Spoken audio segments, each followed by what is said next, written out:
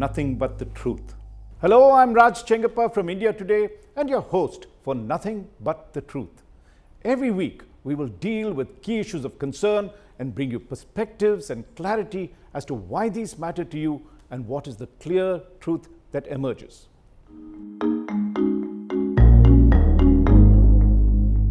Indian wrestlers have done the country proud. After independence, KD Jadhav won India's first individual medal by bagging a bronze in the men's freestyle bantamweight wrestling in the 1952 Olympics. Since then, our wrestlers have won 6 Olympic medals, 2 of which were silver and the rest bronze. In the Rio Olympics in 2016, Sakshi Malik became the first Indian female wrestler to win a medal by bagging the bronze in the women's freestyle event in the Olympics. Out of India's total tally of 28 individual Olympic medals, and mind you, that is minus hockey where we won several golds, Indian wrestlers have won a fourth of them. Therefore, it was a sad sight to see our Olympic heroes protesting and even being arrested on the streets of Delhi in the past 6 months. Among them was Sakshi Malik, who I said earlier was our first Indian female wrestler to win an Olympic medal, Bajrang Punia, who won a bronze in the Tokyo Olympics in 2021 recently, and there was Vinesh Phogat, who is an Asian Games gold medalist and currently world number 1 in her category. All of them were in the streets, and this was in frustration against the inaction by the government, the central government, and they even intended at one point to immerse their medals into the holy Ganga. And what's the reason behind this? Since January, the wrestlers had been protesting against the wrongdoings of Brij Bhushan Singh, the president of the Wrestling Federation of India, or WFI. Now, Brij Bhushan is also a Lok Sabha MP representing Kaisarganj in Uttar Pradesh, and he has a reputation of being a local strongman. The charges against the Wrestling Federation chief are serious. Brij Bhushan Sharan Singh was accused of sexually harassing several female wrestlers that included inappropriate touching and intimidation. On June 15th, the Delhi police finally filed a charge sheet against him. The wrestlers' struggles come at a time when female participation across sporting disciplines in India is growing rapidly. So in this episode of Nothing But the Truth, we will analyze why the wrestlers' protest is a defining moment of Indian sports, especially for our sportswomen. But first, let's go back in time and see why things had come to such a sorry pass. Now, Brij Bhushan Sharan Singh has been president of the Wrestling Federation of India for over a decade now, starting from 2011. Over the years, he had emerged as a powerful figure and allegedly turned dictatorial and ruled the federation as his personal fiefdom. I spoke to Dipender Hooda, a Congress MP who was president of the Haryana Wrestling Federation till 2021. Now, as you know, some of India's best wrestlers come from Haryana, and Dipender Hooda told me, and he described the attitude of Brij Bhushan Sharan in just one Hindi word, which is tanashai, which roughly means arrogance and high-handedness. Now, Hooda told me that the wrestlers frequently complained to him about Bhushan's arbitrariness, whimsical approach, and how he played favorites.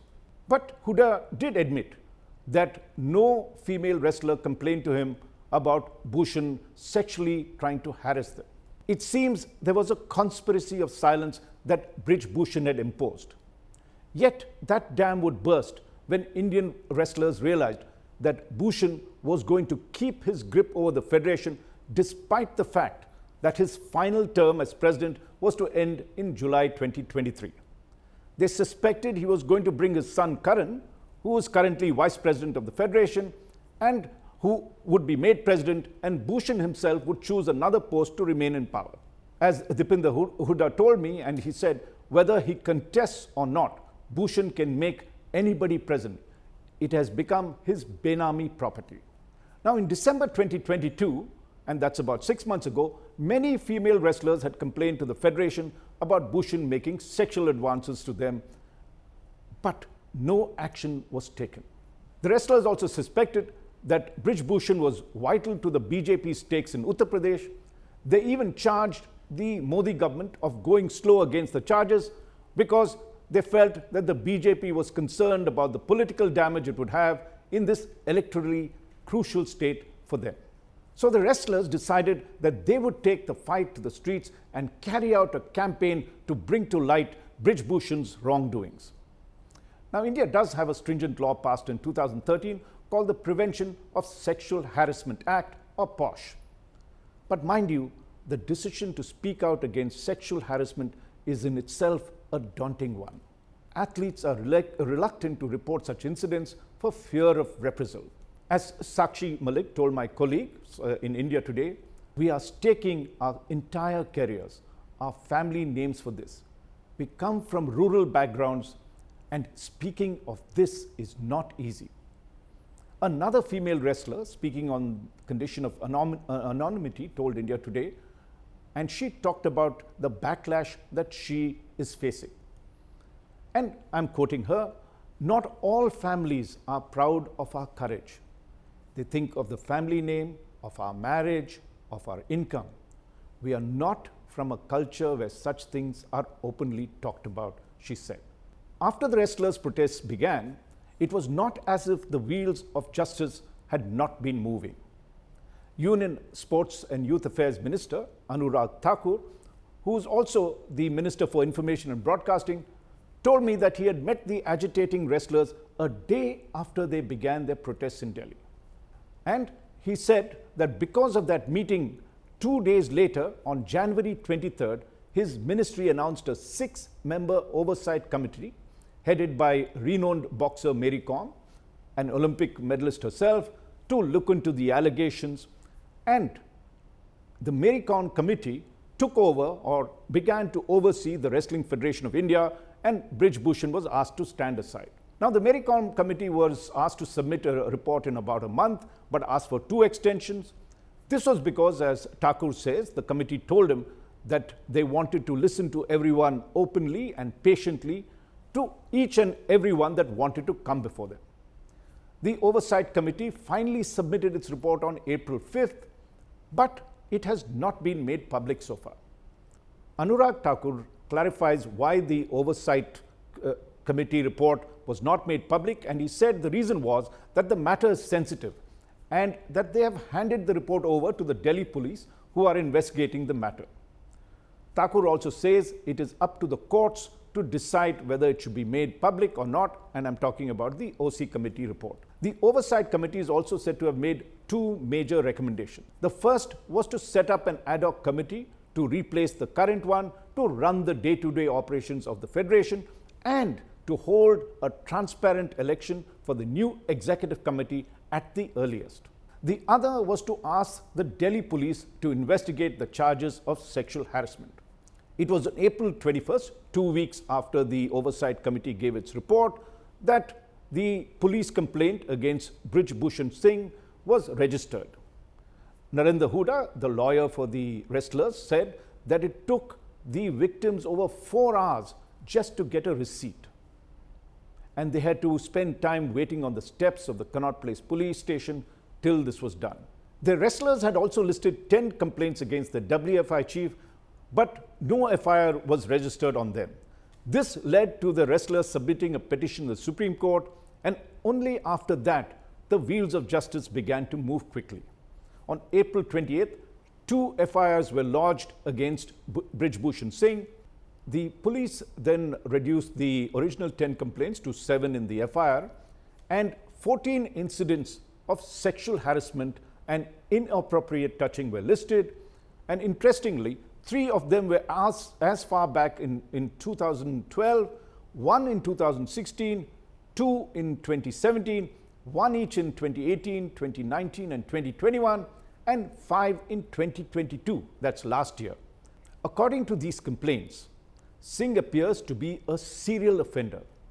Now, one complainant has accused him of molesting her during the World Junior Asian Wrestling Championship in Bulgaria in August 2022, which is last year, and later of seeking sexual favor at his residence in return for the WFI bearing the medical expenses of her injury. Another accused said that during the 2016 Olympic qualifiers in Mongolia, Singh placed his hand on her breast and groped her and touched her stomach repeatedly at a restaurant. A third wrestler detailed a 2018 incident in Kyrgyzstan when she was on the mat and Singh pulled up her t-shirt and touched her breast and stomach. And he claimed it was on the pretext of examining or checking her breathing. On its part, the special investigation team of the Delhi police say that it has gone about doing the business very painstakingly.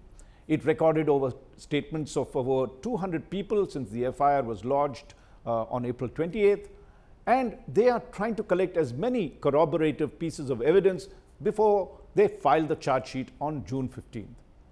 The investigating team said that the task was daunting because they had to substantiate many of the complaints and allegations given of the incidents that spanned over a decade, starting from 2012 right up to now. And this included various venues, some of them overseas.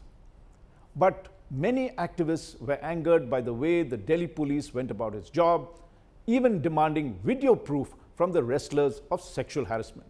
Kavita Krishnan, the feminist activist, said, "Do you think," and I'm quoting her, "do you think the victims should carry around video recorders to show that they are being assaulted?" The Delhi police then filed a 1,500-word charge sheet indicting Brij Bhushan Sharan on many counts. By the end of the month, elections are to be held for the new committee to run the Wrestling Federation of India, and Anurag Thakur was clear, and he told me that the Modi government wants a transparent probe in a timely manner, and this should be completed. And apart from the charge sheet being filed, the court should decide the course of action after this. Finally, what are the lessons for women in Indian sports after this particular episode? Let's be clear that sexual harassment is deeply entrenched in sports across the world, and there have been innumerable cases of those in power abusing athletes. In the United States, for instance, over 200 female gymnasts, including Olympic gold medalist Simone Biles, shared their testimonies to ensure that Larry Nassar, the doctor on the US women's team, was put behind bars for life for nearly 2 decades of sexual harassment. There have been cases that have been reported in South Korea and Canada where action has been taken. India's own track record in handling sexual harassment allegations has unfortunately been less than inspiring. The fact that many of the sports federations are headed by politicians, some of whom believe that their political connections will allow them to get away with anything. This also perpetuates a climate of impunity, as we saw in the Wrestling Federation of India case. Sports administrators, particularly top experts, say that it's time that if India wants to become a sporting nation, it has to get past political appointments and favoritism to get people in charge who actually know the sport, run it very clinically, and run it for the interest of the sport. Which makes the protest of the women's wrestlers crucial for Indian sports.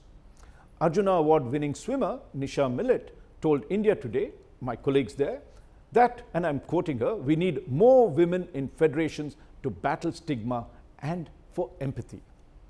Union Minister Anurag Thakur, when I asked him what is the big lesson that came out of this episode, he told me, 1, it shouldn't happen. 2, they should be aware of their rights and report such incidents as soon as they take place without any fear. That is important if we have to avoid repeating the shameful incidents that happened in the Wrestling Federation of India. For more details and interviews, you can read the India Today cover story done by my colleagues Sonali Acharji and Suhani Singh on the subject. Thank you for listening to this episode of Nothing But the Truth. I look forward to having you with me next week. Nothing but the truth.